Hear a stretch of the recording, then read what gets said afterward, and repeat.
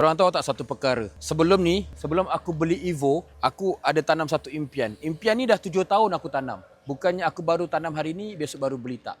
Belum aku beli Evo yang betul, inilah gambar yang hari-hari aku tatap.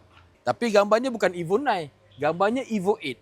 Tapi tak apalah, janji dia warna kuning, janji di Evo okey. Yang ini aku beli masa tu member aku jual dekat pasar malam. Jual pasar malam, jual frame-frame, lepas tu boleh cuci gambar frame sendiri, muka sendiri ke apa ke.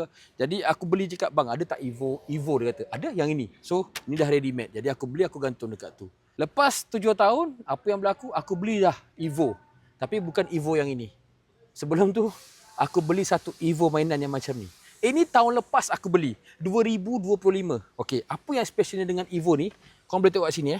Aku beli bukan sebab apa tahu, sebab dia punya features. Pintu boleh buka depan belakang. 4 pintu boleh buka. Bonet depan boleh buka juga. Ini aku beli dekat TikTok. Dekat beg kuning je aku beli. Harga bawah 50. Terperanjat aku. Ni, bonet belakang boleh buka. Tayar boleh corner-corner, nampak? Boleh belok-belok. Nampak? Kau tahu tak? Ini satu benda yang aku rasa tak sepatutnya benda ni dijual dengan harga bawah RM50. Tengok dah ada lampu. Nampak tak lampu? Nampak tak? Sini dia ada bunyi. Oh, benda ni yang aku beli tahun lepas, 2025 aku beli. Dan tahun ni 2026 aku dapat miliki sebuah Evo 9 sendiri.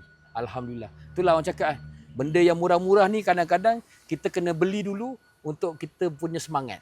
Tapi bila dah ada yang besar, lagi semangat nak jaga rupanya. Tapi Alhamdulillah dapat juga rasa pakai. Jadi kalau korang yang rasa interesting nak memiliki Evo, sebab aku tahu ramai kat luar peminat-peminat Evo, bolehlah cuba beli frame dulu ke, beli kereta dulu ni. Yang kereta ni ada kat dalam beg kuning. Ambil terus kat beg kuning ni. Aku dah letakkan kat situ. Sebab yang kat beg kuning aku ni harga bawah 50. Beg kuning yang lain semua harga semua pergi langit tak turun-turun. Okey? Ambil terus kat beg kuning.